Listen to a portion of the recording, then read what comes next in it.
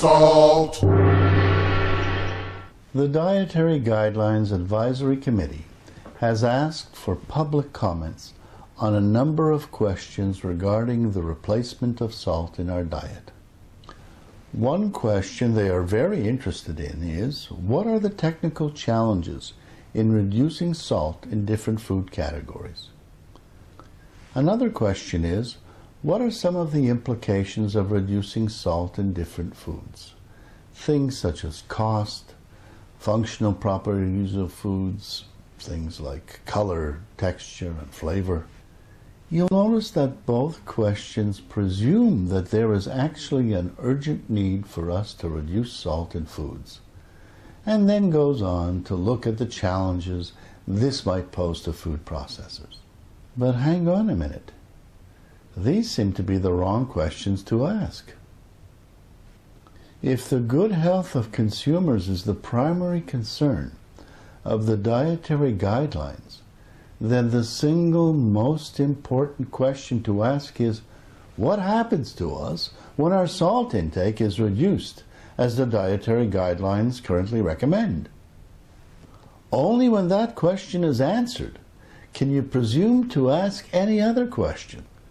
So what does happen to us if our salt intake is reduced?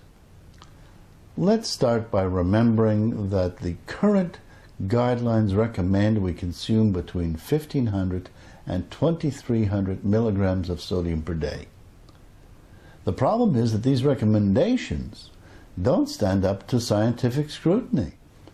It is now established beyond all argument that sodium consumption levels below 2,800 to 3,000 milligrams sodium per day cause an immediate logarithmic spike in plasma renin and aldosterone levels, that powerful hormonal system designed to retain our sodium if we don't get enough from the food that we eat. There is no way of stopping this natural physiological response. It happens to everyone. Even those primitive rainforest tribes who have been forced to consume low levels of salt for thousands of years die young with sky-high levels of renin and aldosterone because their bodies never adapted to the low salt intakes. The renin response is the most significant and easily measurable physiological reaction to sodium intake that humans have.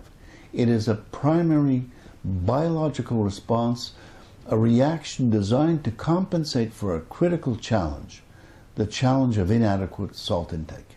And this is the reason why the Institute of Medicine Committee report of May 14, 2013 finally recognized the dire consequences of the recommended sodium reductions.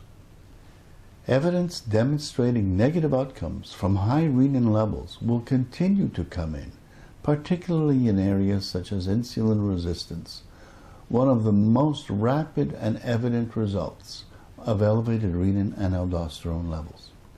So while the 2015 Dietary Guidelines Advisory Committee appears to show an inordinate amount of concern for the food industry's problems in reducing salt by fooling our taste senses, they are not addressing the critical importance of salt in human metabolism and the cascade of negative health outcomes that result from inadequate salt intake. When it comes to our health, we will never arrive at the right answers until we start asking the right questions. Salt!